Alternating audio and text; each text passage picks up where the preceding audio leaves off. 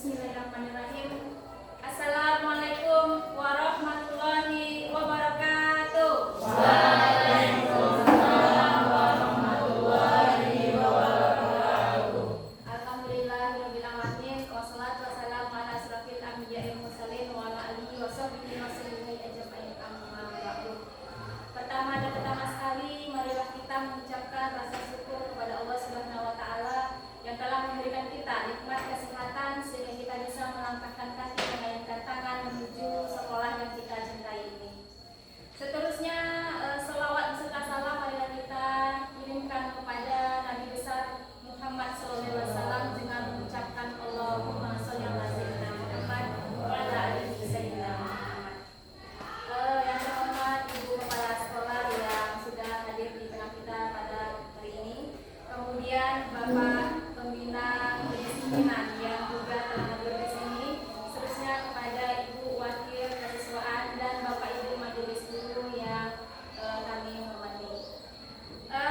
Di sini saya Nova Injaliati sebagai calon guru penggerak angkatan 9 mencoba berbagi ilmu dengan Bapak Ibu semuanya dengan tema diseminasi budaya positif.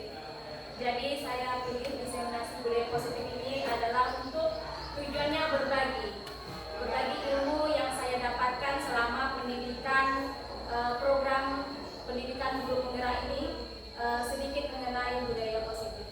Dalam materi, alangkah baiknya kita sama-sama membuat kesepakatan sebelum acara dimulai. Di sini saya sudah membuat beberapa poin kesepakatan di acara ini. Mungkin nanti dalam prosesnya Bapak Ibu ada yang bisa menambahkan.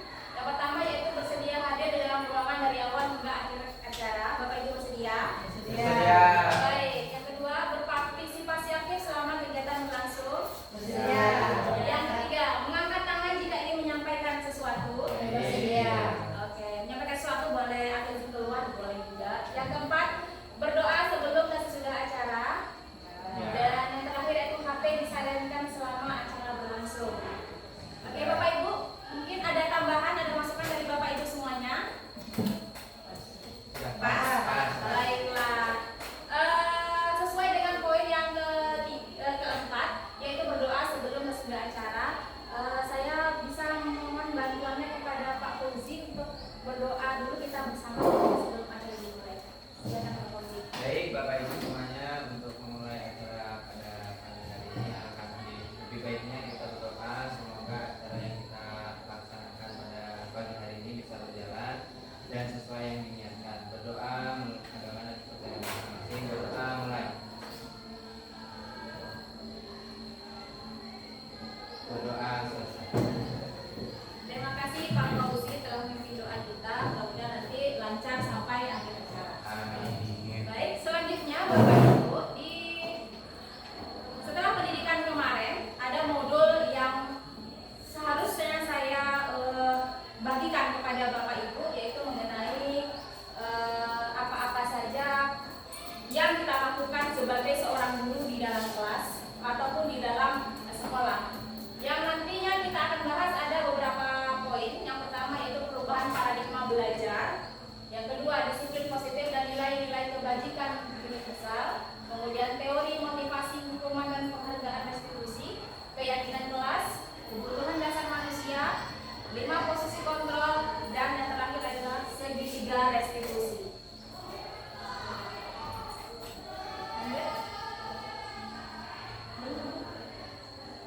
Yang pertama yang akan kita bahas yaitu mengenai perubahan paradigma pendidikan.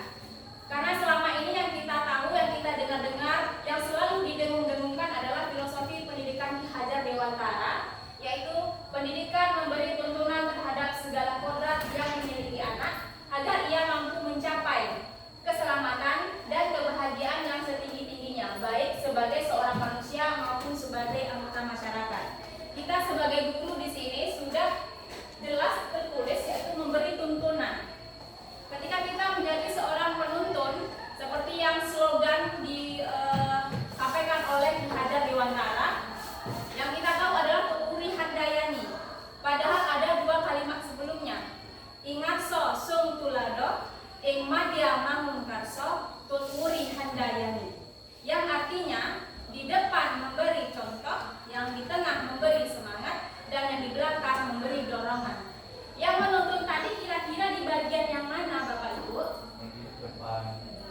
depan menuntun, di depan memberi contoh, di tengah memberi semangat, di belakang memberi dorongan. Mungkin bisa kita simpulkan menuntun di sini bisa ketiga-tiganya, Pak. Jadi dalam praktiknya seorang guru itu bisa menjadi peran yang ketiga ini. Bisa dia yang pertama sekali memang harus memberi contoh, karena kita menyuruh siswa ini itu, kalau kita tidak mencontohkan itu tentu siswa akan mempertanyakan kredibilitas kita. Pantas nggak kita jadi guru gitu. Oke. Di sini Ki Hajar Dewantara mengatakan bahwa guru itu bagaikan petani. Ketika seorang petani menanam jagung, tanamannya sebiji jagung ditanam, maka yang akan tumbuh adalah jagung. Tidak mungkin yang ditanam jagung tumbuh padi. Kodratnya jagung, ya harus jagung, dirawat, disiram, dipupuk, kemudian dijaga dari serangan hama dan lain sebagainya. Begitu juga seorang guru.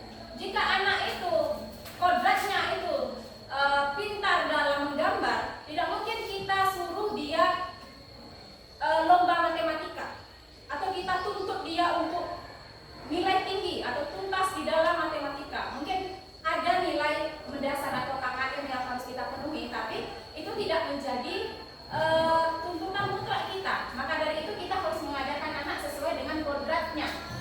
Nah, untuk mengetahui kodrat anak itu tadi, tentu dalam proses pembelajaran kita lah yang tahu bagaimana kodrat seorang anak, minatnya, bakatnya, guru lah yang tahu. Kemudian selanjutnya, di dalam perubahan paradigma belajar, seperti yang sudah kita ketahui selama ini, yaitu profil pelajar Pancasila. Dulu kita membuat visi-misi itu hanya menuliskan, membuat atau menciptakan anak-anak yang beriman dan bertakwa, kemudian disiplin, jujur, seperti yang di dalam visi SMA Taruna Sumatera Barat. Sekarang kalau kita ingin membuat visi-misi dan nanti akan kita kerjakan di dalam prosesnya untuk mencapai visi-misi tersebut, haruslah seiring sejalan dengan profil pelajar Pancasila. Bagaimana membentuk anak-anak yang beriman, bertakwa, berkebinekaan global, gotong royong, mandiri, kreatif, dan bernalar kritis. Begitu juga dengan tujuan pembelajaran kita. Di dalam merancang pembelajaran atau RPP atau modul ajar, kita harus menambahkan profil pelajar yang ingin kita bentuk dari anak-anak.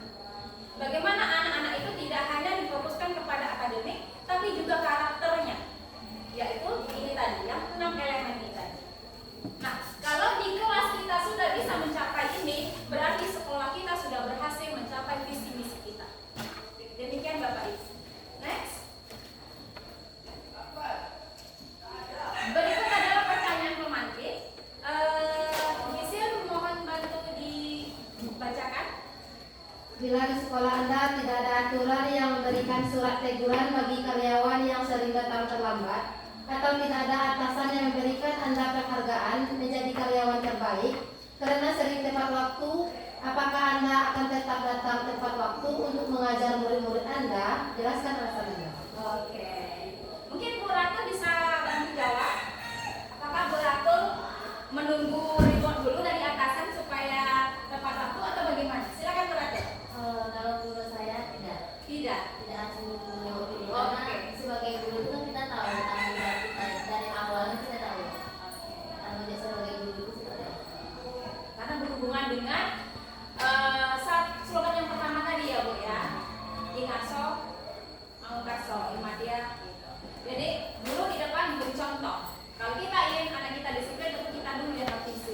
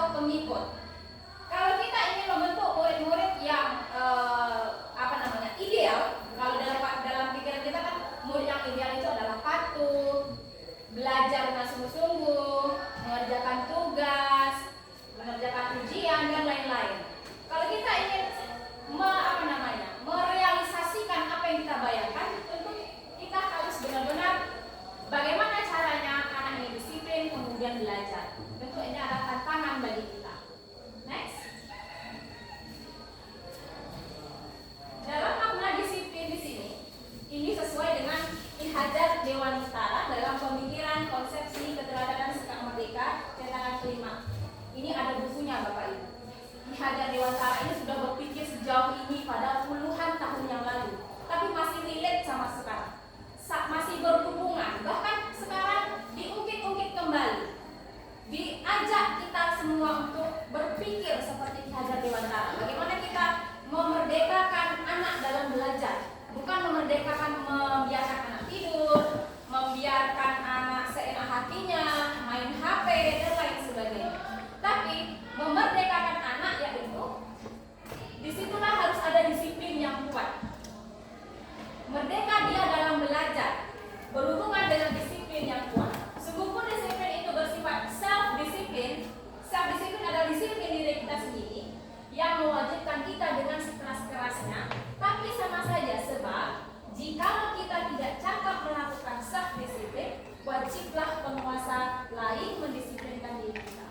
Nah, penguasa lain di sini maksudnya, kalau kita seorang guru di dalam kelas, kita yang menjadi penguasa. Kalau anak tidak bisa mendisiplinkan diri sendiri, heboh, main HP, tidur, maka kita yang harus mendisiplinkan mereka. Dan ini sifatnya wajib, kata Ki Hajar Dewantara.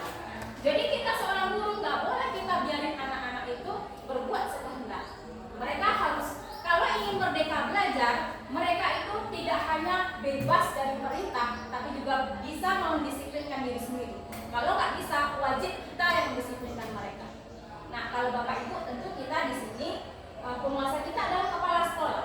Maka dari itu, jika penguasa kita atau kepala sekolah kita mendisiplinkan kita jangan pula kecil hati, jangan pula mendendam, karena itu adalah tugas beliau untuk mendisiplinkan kita para guru ini. Mungkin kalau misalnya tidak ada kepala sekolah, tentu para wakil yang meneruskan amanat ini. Jadi mungkin disitulah kita harus berubah paradigma pemikiran kita bahwa penguasa wajib mendisiplinkan kita jika kita tidak mampu mendisiplinkan diri sendiri.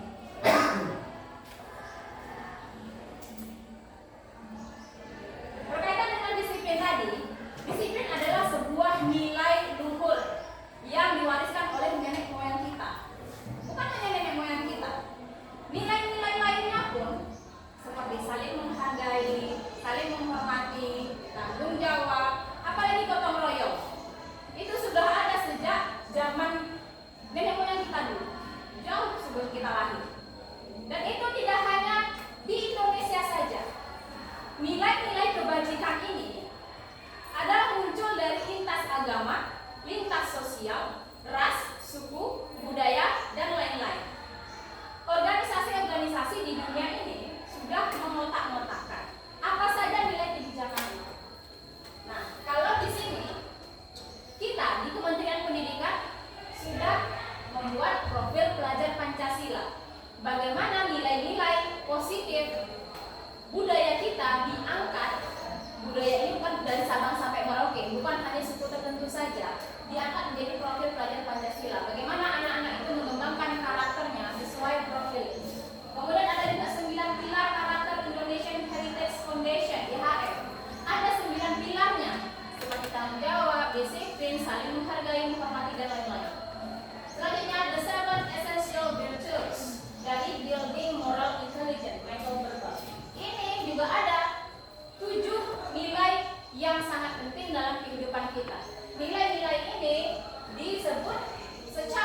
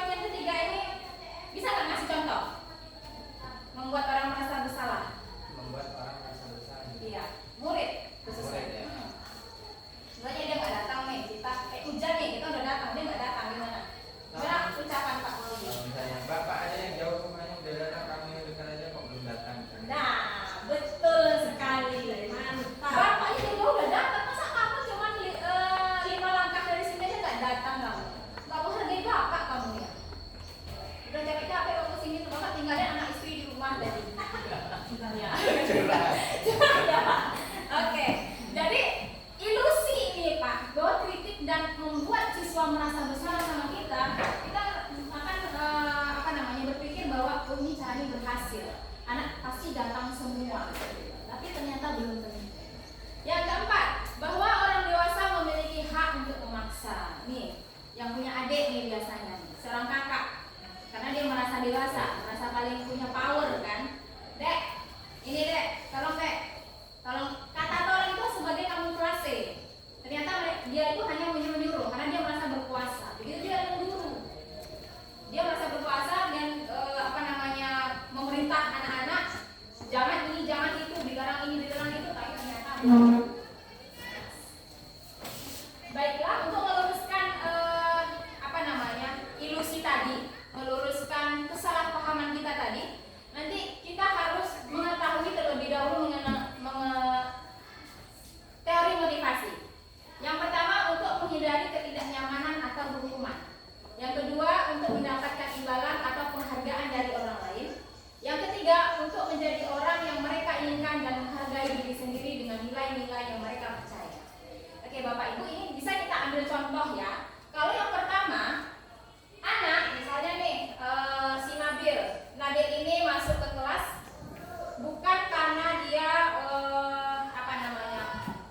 ingin menjadi seorang yang dipandang rajin, tapi dia takut kepada hukuman. Atau mungkin anak-anak kita bisa kita lihat pas apel pagi, buru-buru dia berkumpul di lapangan, kadang nggak pakai sepatu, kadang bajunya masih berantakan, atributnya tidak dipakai. Nah, itu adalah ciri-ciri anak-anak yang takut pada hukuman.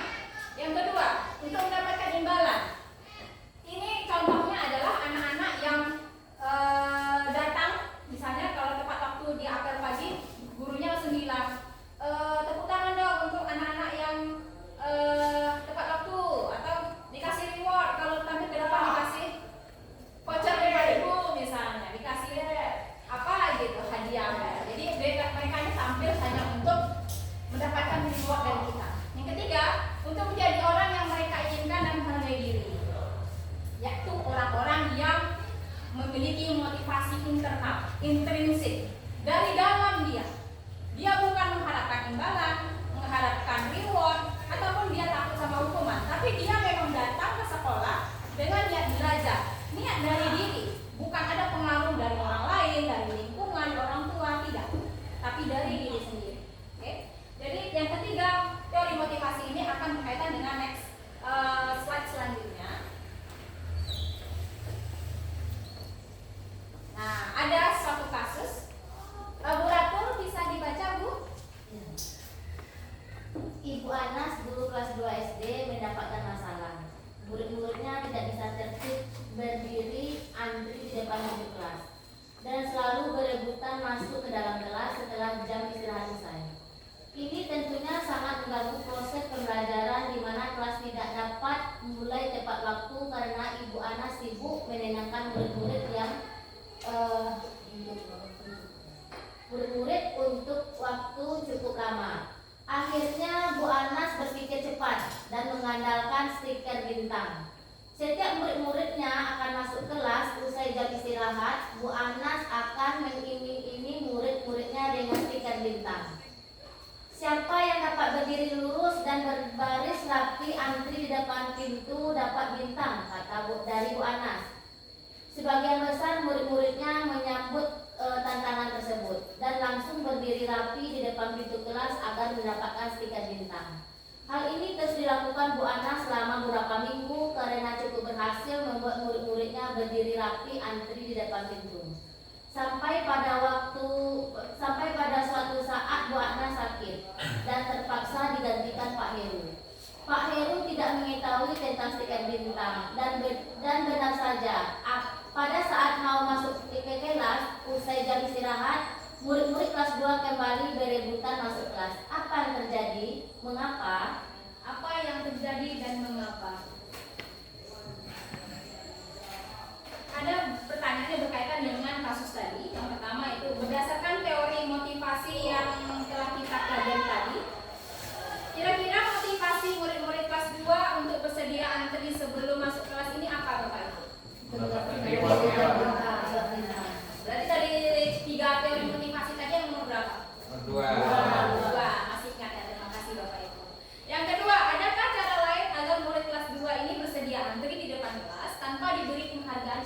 bintang. Silakan Bu Nadia, boleh bantu jawab?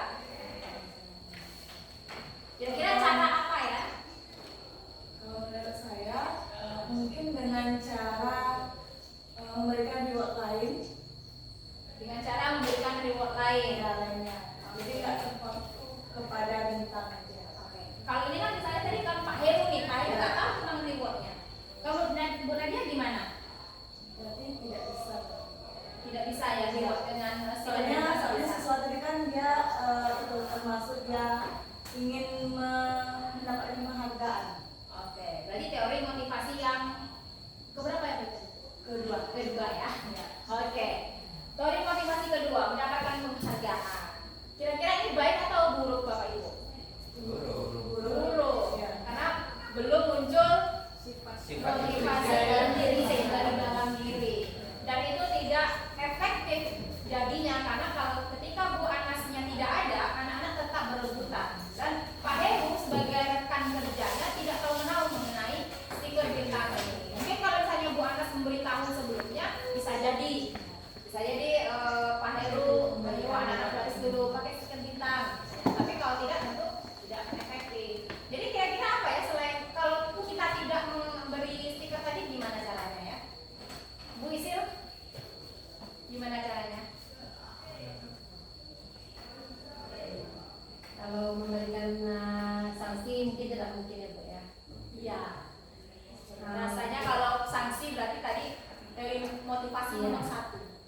Kalau kita beri teguran bagaimana ya? Teguran. Karena kalau teguran Bu Anas tuh udah ayo udah rapiin baris ya, maksudnya nggak ini juga nggak apa namanya efektif, masih rebutan juga.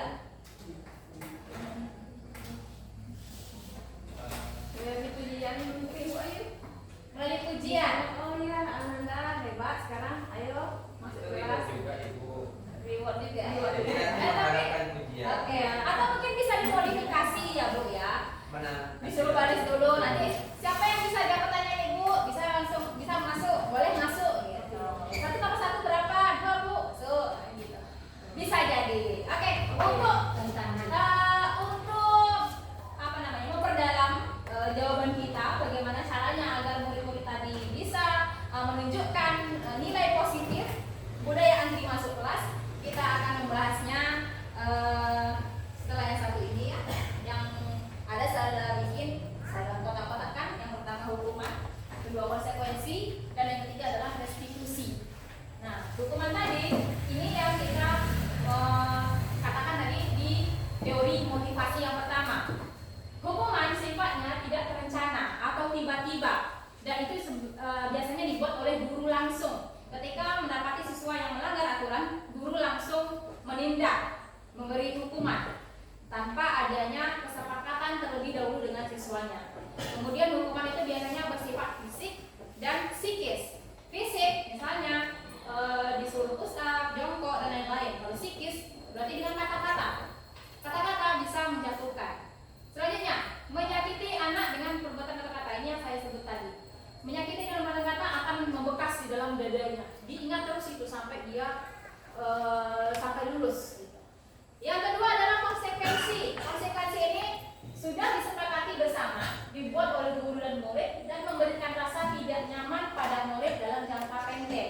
Misalnya konsekuensi tidak mengerjakan tugas, berarti tidak bisa ujian.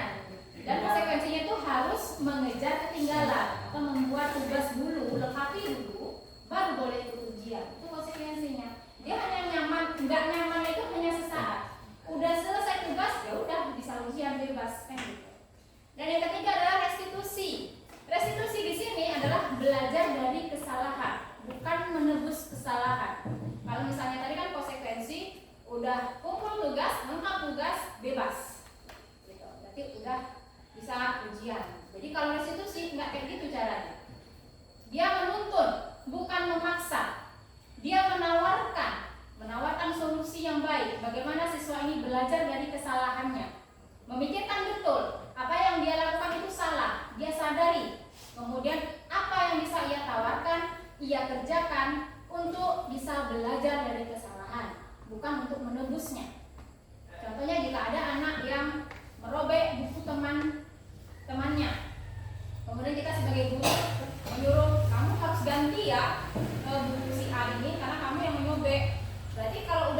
ganti buku si A ini, udah bebas dia, udah bebas dari kesalahan, nggak ada apa-apa lagi. Tapi dia nggak belajar dari kesalahan itu, bahwa salah jika merobek-robek buku orang lain. Artinya dia tidak menghargai milik orang lain, dia sembrono, kemudian juga dia juga tidak menunjukkan sikap positif dari dalam dirinya. Dan restitusi fokus pada penguatan karakter, bukan kesalahan. Ketika kita melaksanakan tahap restitusi ini, nanti kita tidak selalu menyebut-nyebut kesalahan anak. Kamu salah ini, apa gini, enggak. Kita lebih bagaimana ke pengembangan karakternya, bagaimana membentuk anak ini dari yang negatif menjadi positif. Atau dia sudah menyadari kesalahannya, kita kuatkan lagi supaya dia bisa kembali ke dalam kelas dengan karakter yang lebih kuat. Dan dia juga bisa memberikan dampak positif kepada teman-temannya, tidak hanya diri sendiri, tapi kepada orang lain, dan dia tunjukkan dalam kesehariannya. Maka dari itu disebutlah namanya budaya positif. Oke, Bapak Ibu.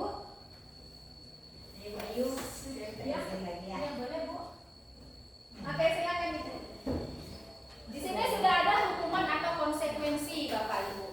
Kira-kira ini tindakan guru ini apa ya? Hukuman atau konsekuensi? Boleh Pak Fauzi? Atau Ibu Bapak Rio? Mencatat 100 kali Ini masuk ke hukuman atau konsekuensi. Yang pertama, mencatat 100 kali di dalam buku kalimat. Saya tidak akan terlambat lagi karena terlambat ke sekolah. Ini hukuman atau konsekuensi? Hukuman. Oke. Next, lari mengelilingi lapangan. Hukuman. Hukuman. Membersihkan coretan yang dibuat di meja tulis. Konsekuensi. Konsekuensi. Murid diminta untuk push up. Hukuman. Menggantikan kertas tugas teman yang dicoret. Konsekuensi. Konsekuensi. Berjemur di lapangan basket. Hukuman.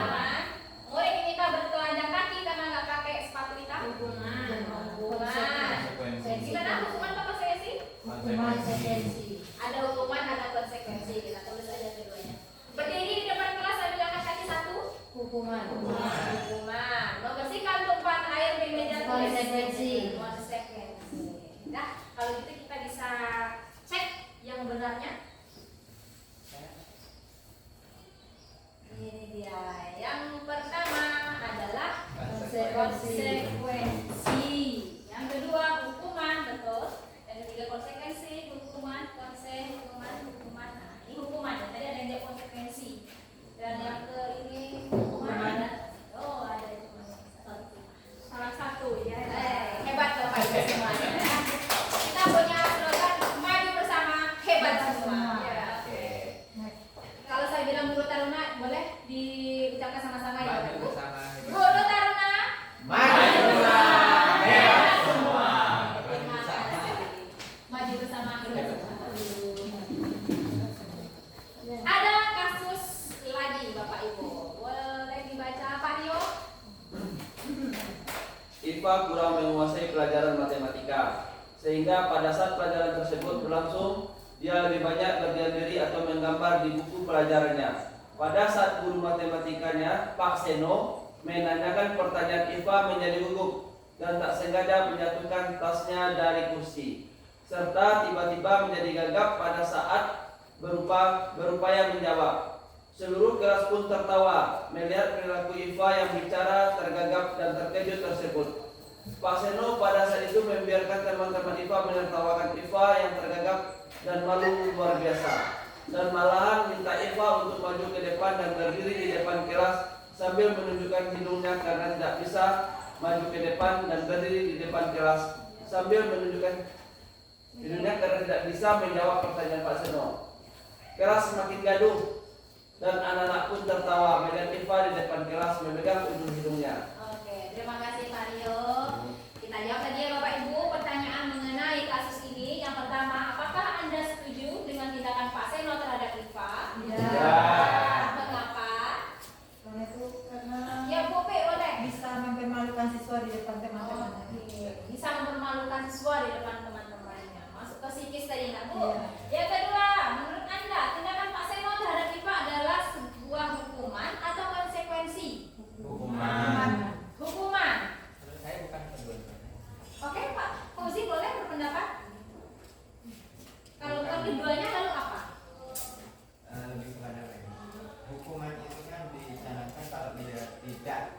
tidak mematuhi atau tidak sesuai dengan apa yang ini. Soalnya ini keadaannya itu emang tidak menguasai pelajaran matematika gitu loh. Bukan karena dia itu tidak mau belajar matematika gitu. Baik, baik. Jadi kira-kira masuk kemana ya Pak? Nah, ini Bukan hukuman juga kalau menurut Pak Fauzi. Oke, ada Bapak Ibu yang depan Bapak tapi bermantai. Oke. Oke, Mbak Isil. Nah, kalau di sini kalau melihat dari tindakan yang diberikan oleh Pak Seno terhadap IPA, kalau menurut saya ini termasuk ke dalam hukuman karena itu dibuat oleh gurunya ya, dan itu tuh bisa menyakiti siswa secara mental. Dan ya itu kita lihat dari dia menunjuk hidung berdiri bergerak sampai menunjuk itu kan dibuat tanpa kesepakatan dari siswa. Itu ya Pak dari saya. Terima kasih Bu Isi dan juga terima kasih Pak Fauzi. Pendapat kita nggak ada yang salah, nggak ada yang salah semuanya, betul semua, hebat semua. Tapi di sini kita bisa melihat petunjuknya seperti yang dijawab oleh Bu Isi tadi bahwa memang dia tidak melakukan kesalahan mengganggu teman, tidak, dia juga tidak ribut dan lain-lainnya. Nggak ada indikasi dia melanggar peraturan. Tapi karena dia terlihat berdiam diri atau menggambar di buku pelajarannya, mungkin itu yang membuat Pak Seno membuat tindakan, mengambil tindakan disuruh ke depan kelas dan menyuruh. Dan itu termasuk ke dalam hukuman. Nggak ada dia di kesepakatan dulu. Oke. Dan selanjutnya ada yang namanya, makanya tadi kita penting membuat kesepakatan seperti kita tadi sebelum acara dimulai kita bikin kesepakatan dulu. Nah kalau di dalam kelas nanti kita bikin keyakinan kelas yang berangkat dari kesepakatan tadi. Kenapa keyakinan? Kenapa nggak peraturan? Nah kita bisa lihat di sini dalam penjelasan di sini mengapa kita memiliki peraturan tentang penggunaan helm pada saat mengendarai kendaraan roda 2. Yang kedua, mengapa kita memiliki peraturan tentang penggunaan masker dan mencuci tangan setiap saat? Itu peraturan. Nah, kalau kita kita bayangkan Bapak Ibu, kalau kita kenapa kita pakai helm? Dalam keseharian kita pakai motor kita pakai helm. Apa yang kita harapkan dari memakai helm tersebut? keselamatan. Nah, selamat kita. Iya. Walaupun tidak menjamin 100% kita akan selamat, tapi setidaknya kita udah usaha. Kan kita yakin jadinya. Yakin kalau kita pakai helm insya Allah selamat. Dan menggunakan masker. Kita selama pandemi kita pakai masker terus, bahkan berlapis-lapis. Itu karena kita yakin dengan memakai masker insya Allah kita sehat dan selamat tentunya. Nah, maka dari situ berangkat dari keyakinan tersebut, maka kita mengharapkan siswa juga yakin kalau dia melakukan keyakinan kelas, berangkat dari peraturan-peraturan tadi, dibikin keyakinan kelas, kita harapkan siswa semuanya aman, nyaman belajar di kelas. Dan kelas juga berjalan secara kondusif. Oke. Kita agak kembali rewind dulu dari materi yang sebelumnya Bapak Ibu. Tadi sudah disinggung mengenai nilai kebajikan universal. Ada nilai-nilai yang diturunkan dari leluhur kita. Nilai disiplin, jujur, menghargai, menghormati, tanggung jawab dan lain-lain. Mandiri, gotong royong sesuai dengan pelajaran Pancasila tadi. Kalau di sini peraturannya dibuat seperti ini, apakah nilai kebajikan yang dituju? Boleh dari Pak Fauzi nomor 1 Pak. Tanggung jawab. Tanggung jawab. Bu Rina nomor 2. Tidak mengganggu orang lain, kira-kira nilainya apa Bu? Kita harus berbuat baik kepada orang lain. Kita harus berbuat baik kepada orang lain. Boleh. Pak Rio nomor 3 hadir di sekolah 15 menit. Kira-kira nilai yang dituju apa? Kewajiban. Kewajiban. Bu Isil, dilarang melakukan kekerasan. Nilai keamanan. Keamanan. Bu Ratul, dilarang menggunakan narkoba. Sama keamanan ini. Keamanan juga. Kesehatan. Kesehatan, baiklah. Bu Nadia, bergantian tunggu giliran. Disiplin. Lanjut Bu Upi, dilarang merokok. Kesehatan. Kesehatan. Bu Esti, selanjutnya gunakan masker. Kesehatan. Lanjut berjalan di kelas dan di koridor Pak Nabil. Keselamatan. Keselamatan. Oke, kita cek ya jawaban masing-masing. Nah ini dia. Yang pertama adalah tanggung jawab, betul Pak Fauzi. Yang kedua saling menghargai. Yang ketiga disiplin, menghargai waktu dan menghargai orang lain juga. Karena orang lain kan udah tepat waktu, masa kita tidak menghargai dia untuk datang juga. Yang selanjutnya juga menghargai, menghormati keselamatan, disiplin, kesehatan, dan keselamatan. Oke, terima kasih Bapak Ibu, jawabannya sudah hampir betul semuanya. Nah, di sini ada tahapan membuat keyakinan kelas Bapak Ibu, terutama untuk Bapak Ibu wali kelas. Kalau kemarin saya sudah mempraktikkan tahapan ini di dalam kelas bahasa Inggris. Mungkin nanti Bapak Ibu mata pelajaran lain juga bisa mempraktekkan di dalam kelas. Yang pertama, tahapnya adalah diskusi dulu, curah pendapat dengan siswa. Apa saja peraturan yang mereka ketahui di dalam kelas? Tulis di sini. Atau boleh pakai kertas plano atau kertas yang ditempel itu, sticky note. Sticky note tempel di sini. Jadi banyak peraturan-peraturan yang mereka ketahui. Kemudian dibatasi berapa? 10 atau 5 sedikit nih, 10 lah paling tidak, atau 15. Kemudian yang kedua, mengubah peraturan menjadi kalimat yang positif. Sesuai dengan pengalaman saya kemarin, anak-anak itu taunya cuma dilarang telat, tidak boleh ribut, tidak boleh tidur, dilarang pegang HP. Ada kata-kata negatif di situ. Nah, kalau kita ingin mengubah paradigma pemikiran anak-anak dari negatif menjadi positif, kita ubahlah kalimat-kalimat negatif tadi menjadi kalimat positif. Ya, kalau misalnya dilarang terlambat, Bapak Ibu, apa kalimat positifnya? Harap masuk tepat waktu. Harap datang tepat waktu atau masuk tepat waktu. Kemudian yang ketiga, menyalurkan menjadi nilai-nilai kebajikan atau keyakinan. Kalau tadi masuk tepat waktu, berarti nilai yang dituju adalah disiplin. Oke, kita hebat semua Bapak Ibu ya. Nomor 4, berdiskusi mengenai gambaran perilaku yang mencerminkan keyakinan kelas. Kalau kita sudah dari disiplin, kalau kata disiplin kan secara universal. Kalau tadi berangkat dari datang tepat waktu, kemudian diubah menjadi disiplin. Nah, disiplin ini kita kuatkan lagi Bapak Ibu. Disiplin yang mana aja, nggak hanya datang tepat waktu.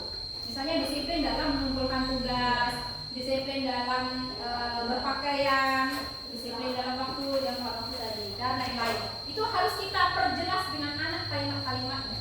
Walaupun nanti keyakinan kelasnya hanya dituliskan disiplin, kita tidak akan menuliskan harus ini, harus itu, begini, tidak. Yang kita tulis adalah keyakinan kelas nomor 1, disiplin. Berarti penguatan. Setelah kita membuat disiplin ini, nanti kita terangkan kepada anak disiplin ini apa saja. Oke. Kemudian ada namanya nanti ada tabel T. Tabel T. T ini maksudnya di sini yang tampak dan tidak tampak. Kalau disiplin berarti tadi yang pertama sebelum ini adalah datang ke kelas tepat waktu. Yang tampak berarti siswa tampak datang ke kelas tepat waktu. Kalau tidak tampak, siswa tampak tidak datang tepat waktu. Paham nggak Bapak? Siswa tampak datang tepat waktu. Yang tidak tampak adalah siswa tidak tampak datang terlambat. Terlambat berarti karena tadi kan harusnya nggak boleh terlambat, harus tepat waktu. Oh iya. Siswa tidak tampak datang terlambat. Jadi mungkin bahasanya iya. Pemilihan kata-kata yang tepat saja. Tapi maksudnya paham ya Bapak? Iya, satu. Oke. Ini ada tabel T. Nanti ini adalah penguatan aja. Kalau udah dapat nilainya, kita kuatkan dengan begini. Kemudian ada juga tabel Y. Tabel Y ini adalah terlihat, terdengar, dan berperilaku. Kita tekankan kepada anak. Kalau terlihat berarti yang tepat waktu tadi ada terlihat. Terlihat tepat waktu. Terdengar. Kalau misalnya terdengar menghargai berkata-kata sopan. Berarti terdengar anak-anak terdengar berkata sopan. Kalau yang berperilaku anak berperilaku sopan gitu misalnya. Ini adalah penguatan. Oke, selanjutnya yang kelima adalah mengenai peran. Nanti kita bikin tabel juga peran guru, peran siswa. Kalau guru yang disiplin tadi, guru datang tepat waktu. Siswa juga tepat waktu. Guru mengajar, siswa belajar. Begitu seterusnya. Kita tekankan ini adalah penguatan yang dikerjakan setelah membuat keyakinan kelas. Oke. jawab selama pembelajaran saya. Yang ini adalah tahap curah pendapat tentang peraturan di kelas. Anak-anak sendirilah yang menuliskan di dalam papan tulis apa-apa saja peraturan yang mereka ketahui selama ini.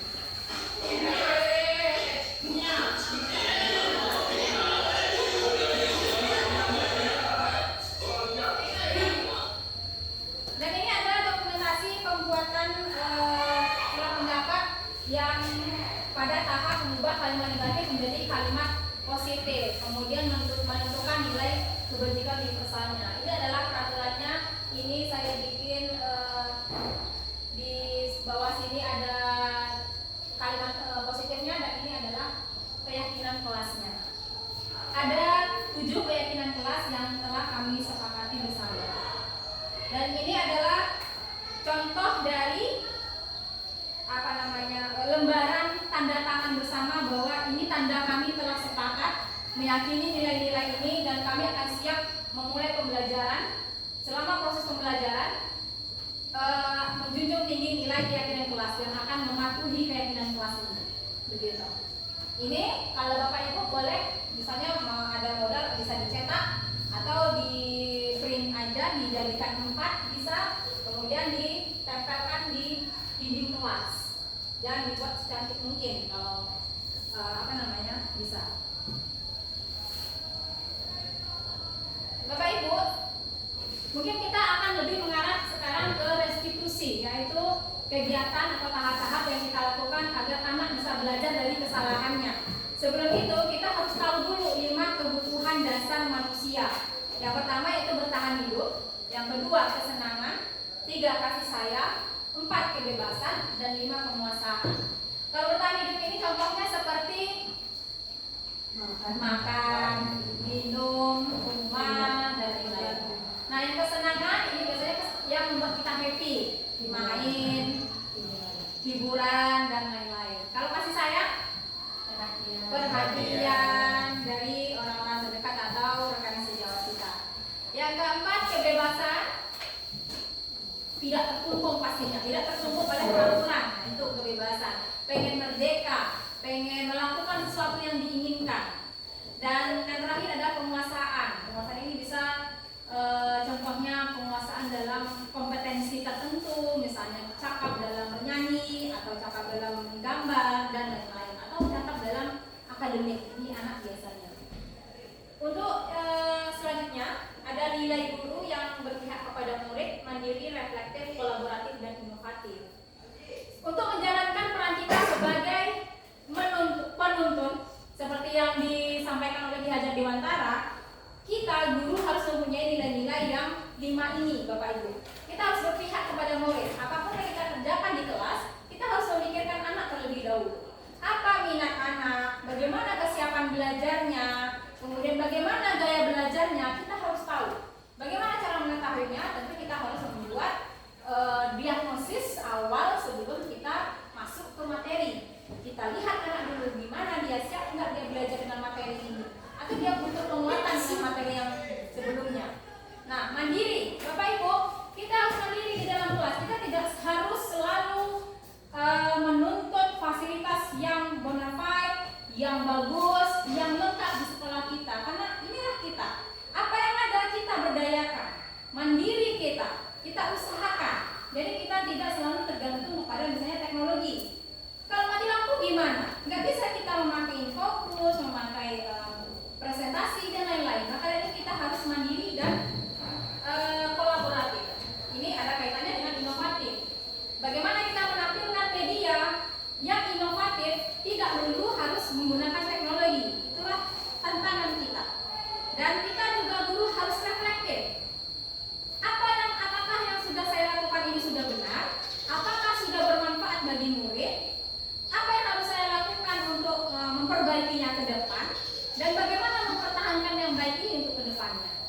Nah, maka dari itu kita harus terus selalu berefleksi diri. Perannya guru nggak hanya menuntun aja lagi, Pak. Pemimpin pembelajaran itu di dalam kelas. Coach bagi guru lain. Misalnya Bu P yang jago IT misalnya, boleh berbagi. Atau Pak Fauzi ada tips and trik matematikanya yang keren. bagus juga. Atau Bu Ratul yang bisa pidatonya hebat misalnya, itu bisa berbagi dalam sebuah komunitas. Dan yang selanjutnya pendorong kolaborasi.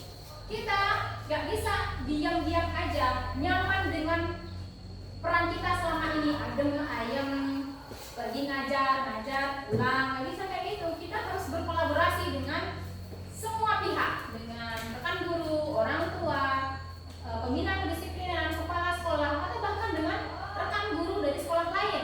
Kita harus selalu berkolaborasi Bapak Ibu, karena pemerintah telah menyediakan program-program yang membantu kita dalam meningkatkan kompetensi kita sebagai guru. Nggak bisa kita sendiri, kita harus berkolaborasi.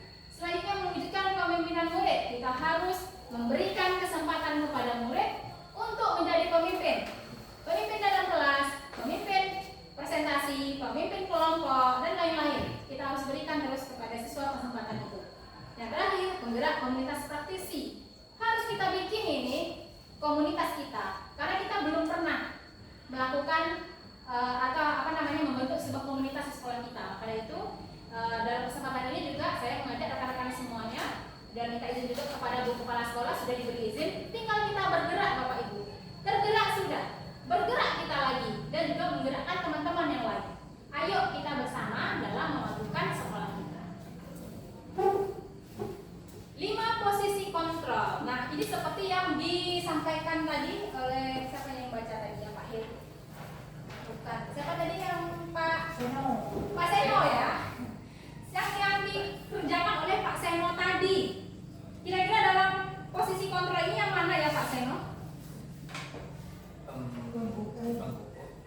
Penghukum. Pembuat merasa. Adakah ia bilang sesuatu untuk membuat si Iva merasa bersalah? Sepertinya tidak. Yang pertama ya, kita simpulkan yang pertama, karena dia menghukum si Iva. Kemudian yang membuat merasa bersalah sudah ada contohnya tadi. Kalau yang teman, sebagai teman, ini guru dekat dengan siswa layaknya seorang teman. Ini akan memberikan efek yang cukup negatif ya Bapak Ibu, karena anak itu akan tergantungan sama kita. Kalau sama kita dia mau masuk, kalau sama guru lain nggak mau. Dan itu sudah kita rasakan sama-sama. Ada anak yang mau masuk, ada yang enggak. Udah payah kita membujuk-bujuknya masuk untuk mengikuti kelas kita, ternyata dia masih juga tidak mau masuk. Pemantau, ini ada Bapak Ibu yang memantau siswanya, yang memberikan tugas, kamu kerjakan ini dulu ya. Ibu pantau, Ibu lihat, Ibu tunggu sampai selesai. Itu memantau. Kalau manajer, manajer ini lebih ke guru yang menjalankan tahap restitusi tadi Bapak Ibu. Yang mana bagaimana dia memanage anak-anak supaya bisa mengubah pikirannya, mengubah alam sadarnya dari apa yang dia kerjakan negatif menjadi sebuah nilai yang positif. Gitu. Di sini ada segitiga restitusi namanya. Segitiga restitusi ini ada 3 tahap. Yang pertama, menstabilkan identitas, validasi tindakan salah, dan membuat atau menanyakan keyakinan. Ini kita kerjakan Bapak Ibu, gunanya untuk menumbuhkan budaya positif pada anak. Kemudian kita bisa mencapai visi kita, Sekolah SMA Terbaik Sumatera Barat. Nah, selama ini kan kita hanya menggadang-gadangkan visi jujur dan disiplin. Nah, bagaimana itu bisa kita ubah atau kita tambahkan agar bisa menjadi visi yang berprofil Pancasila tadi. Mungkin besok kita bisa bahas bersama-sama ketika dalam pembahasan visi tahunan. Baiklah, kita akan membahas mengenai satu-satu tahap. Yang pertama adalah menstabilkan identitas. Bapak Ibu, jika mendapati anak yang berbuat salah, jangan serta-merta langsung ditegur saat itu juga. Setelah dia melakukan kesalahan, nanti kita panggil dia ke kantor. Kemudian kita stabilkan identitasnya dulu. Stabilkan identitas ini yang mana? Dari anak itu misalnya dia berkelahi dengan teman, tentu masih ada emosi, masih pengen mungkin berbuat onar dan lain-lain. Kita stabilkan dulu, kita tenangkan dulu. Dari yang nampaknya emosional menjadi yang stabil dengan ucapan-ucapan seperti ini. Berbuat salah itu tidak apa-apa, nak. Bapak dulu juga pernah salah loh. Bapak bahkan lebih parah dari itu. Atau tidak ada manusia yang sempurna. Kita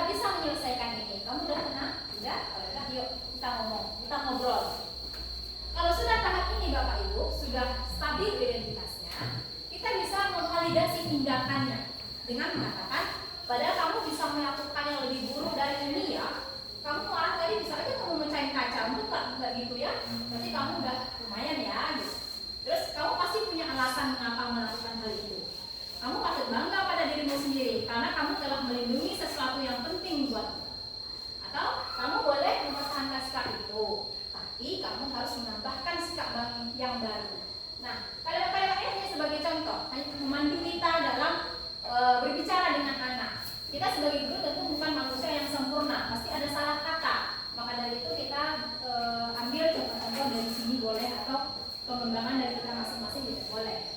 Yang terakhir adalah menanyakan keyakinan. Mengapa pentingnya tadi bikin keyakinan kelas? Supaya anak tahu, ingat, yakin dia dengan nilai-nilai positif tersebut.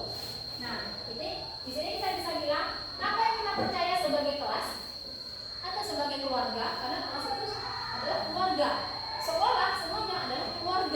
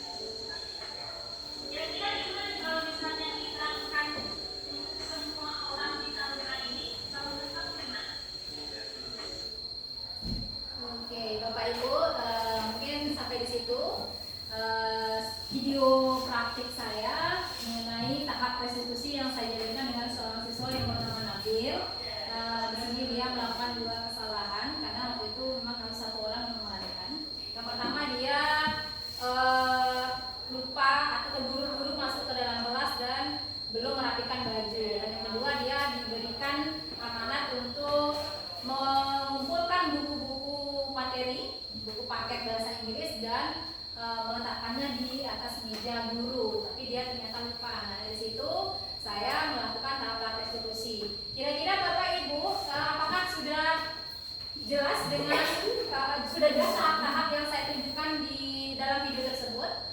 Sudah. Ya, mudah-mudahan dari video ini bisa kita ambil hikmahnya dan mempraktikkan masing-masing. Kalau misalnya ada sekiranya siswa-siswa yang memang harus di treatment secara khusus oleh kita lihat di dalam kelas, kita menemukan banyak sekali hal-hal yang bisa kita berikan tuntunan, berikan petunjuk jalan yang benar melalui tahap-tahap restitusi. Jadi kita tidak harus menjadi seorang yang penghukum, tidak harus menjadi seorang yang memberi perasaan bersalah kepada siswa, agar kita sama-sama bisa nyaman, guru nyaman mengajar, siswa nyaman belajar, dan terwujudlah merdeka belajar di sekolah kita. Mungkin hanya sekian Bapak Ibu diseminasi dari saya. Apabila ada salah dan lain-lainnya saya mohon maaf. Sebelum saya tutup, kira-kira Bapak Ibu ada pertanyaan atau tanggapan mengenai materi-materi yang telah saya sampaikan barusan?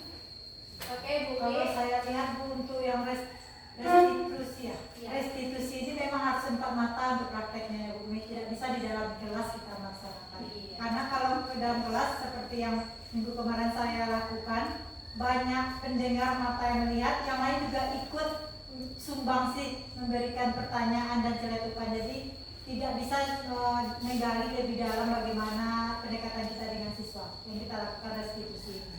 Ya, benar sekali Bu P. Terima kasih tanggapannya. Memang betul, kita memang harus bicara empat mata dengan anak, karena namanya anak-anak dia kalau di depan orang lain seperti si Ipa tadi tentu malu nanti dia, atau mentalnya kena, atau kita juga kadang merasa kita juga nggak nyaman dengan adanya anak-anak lain yang mendengar, atau mungkin hal-hal yang sensitif yang akan kita bahas. Misalnya ada anak-anak yang kehilangan salah satu orang tuanya, dan itu adalah penyebab dia berkelakuan yang tidak sepantasnya di dalam kelas, melanggar keyakinan tadi. Tentu itu harus mata ke mata, dari hati ke hati dengan anak tadi. Kita mencari tahu 5 kebutuhan dasarnya dulu. Yang mana dulu? Kalau kasih sayang harus kita treatment dengan khusus juga. Bukan berarti kita harus menyayangi dia, memberi treatment yang bagaimana itu, tidak. Tentu dengan restitusi tadi. Dengan kita bertanya jawab dengan anak saja, dia sudah merasa dihargai. Seperti yang si Nabil bilang ini, kalau kita melakukan pendekatan melalui restitusi, dia merasa dihargai, dia merasa didengar, ya. Seperti lagu yang viral, hanya kau tak didengar, gitu. Kau berharga, tapi hanya tak didengar, gitu. Jadi anak-anak mungkin sangat relate sekali dengan lagu tersebut, karena sangat berhubungan sekali dengan kesehariannya. Dia merasa punya pendapat, punya keinginan, tapi tidak didengar oleh orang dewasa di sekitarnya. Maka dari itu, sebagai guru kita harus menuntun. Kita harus memberikan contoh yang baik, menyemangati mereka, kemudian mendorong mereka agar berprestasi, agar merdeka belajar sesuai dengan profil pelajar Pancasila. Baik Bapak Ibu, ada lagi tanggapan atau pertanyaan? Pak Fauzi boleh? Di sini mungkin penjelasannya udah cukup bagus ya, maksudnya udah tertangkap kan dengan saya. Cuman yang ingin saya tanya seperti ini Bu. Di sini peran saya itu kan sebagai guru nih, bukan sebagai wali kelas nih. Iya. Ya, jadi kalau kita mau menerapkan konstitusi atau kemudian yang sesuai tadi sebagai penuntun, posisi kan cuma sebagai guru yang mengajar pada saat jam belajar aja kan, nggak seterusnya bisa melayani siswa gitu kan. Nah, langkah pertama yang harus kita lakukan itu apakah kita hanya membuat keyakinan kelas hanya pada saat Bapak mengajar, atau seperti apa itu? Atau guru itu bisa bekerja sama dengan wali kelas atau seperti apa gitu. Soalnya nanti misalnya kalau kita udah membuat keyakinan kelas, terus dengan guru lain kok dia itu nggak melaksanakan keyakinan kelas itu solusinya seperti apa? Iya, terima kasih Pak Fauzi, pertanyaan yang bagus sekali ya. Memang benar Pak Fauzi, tadi nilai nilai guru tadi Pak Fauzi, nomor 3 atau nomor berapa? Kolaborasi, memang penting sekali. Jadi nggak mungkin dong setiap mata pelajaran kita tempel semuanya di sini kan. Jadi memang kita harus berkolaborasi. Kalau kemarin kebetulan bersama dengan saya, karena saya mempraktikkan kan dalam program pendidikan saya, maka saya praktikkan. Tapi memang seharusnya ini adalah dari wali kelas terlebih dahulu. Nah, jadi guru-guru lain tinggal berkolaborasi, disosialisasikan oleh guru wali kelas yang di sini tadi. Bapak Ibu, kayak kita kelas kami adalah ini. Mungkin bisa di grup atau bisa bertemu secara tatap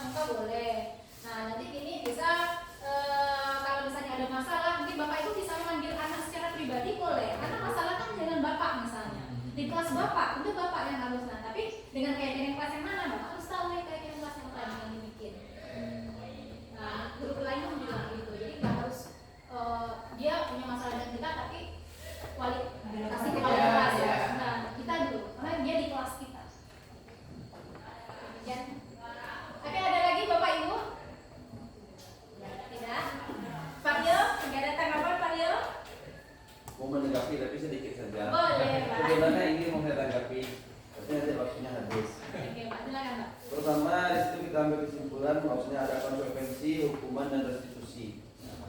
Hukuman ini terjadi jika anak tersebut tidak konsekuen dengan apa yang telah ditetapkan. Misalnya, masuk ke dalam kelas dengan berpakaian rapi menggunakan sepatu warna hitam, tetapi anak tersebut tidak menggunakan sepatu hitam, bajunya keluar, otomatis akan terjadi suatu hukuman. Setelah kita berikan hukuman, saya berharap kepada Bapak Ibu guru yang ada di kelas untuk melakukan restitusi. Sampaikan kepada murid yang bersangkutan agar tidak mengulangi hal yang sama di hari nanti. Karena di sini kita dituntut untuk berkolaborasi. Tidak saya saja satu dari pembina kedisiplinan, tidak guru, dan tidak juga kepala sekolah, tapi di sini kita bersama-sama. Untuk bersama mungkin kita bisa, sama hanya dengan menggunakan helm. Kalau datang Pak Polisi ke sini, anak-anaknya tertib. Kalau tidak ada Bapak Polisi, anak-anaknya tidak tertib. Berarti di situ terlihat jelas bahwasanya kita tidak bisa bekerja sama dan tidak berkolaborasi. Seperti itu saja Bapak Ibu. Terima kasih Pak Rio ini sebagai evaluasi bagi kita semua ya Bapak Ibu bahwa kolaborasi kerjasama tim itu sangat penting sekali. Kita sebagai guru tentu mencontohkan terlebih dahulu, kemudian kita menegur anak kalau tidak pakai helm. Jadi misalnya begini nih, saya kemarin pengalaman ketika di dalam kantor, jadi ada anak yang mau keluar, kemudian dia sengaja berhenti di depan gerbang pakai helm, lihat dia ke dalam kantor. Dia ada rasa segannya kepada kami yang di kantor jadinya kan, karena dia tahu sama ibu ini nanti saya dilaporkan gitu. Memang dia motivasinya yang pertama dulu takut dihukum dulu, baru dia tergerak. Memang begitu, bisa dialah, bisa ditapaso kan gitu bahasa Minangnya. Nah, karena merasa terpaksa terlebih dahulu, jadi terbiasa. Mungkin karena kita itu tadi penguasa dia adalah kita, guru. Kalau dia tidak sanggup untuk disiplinkan diri, kita yang wajib mendisiplinkan diri mereka. Baik Bapak Ibu, terima kasih atas kerjasamanya, atas kehadirannya di sini dan partisipasi aktifnya. Saya merasa bangga kita semua ada di sini. Saya merasa luar biasa sekali Bapak Ibu yang telah hadir. Maju bersama hebat semua. Insya Allah kita bisa memajukan SMA Termas Semangaran. Baik Bapak Ibu,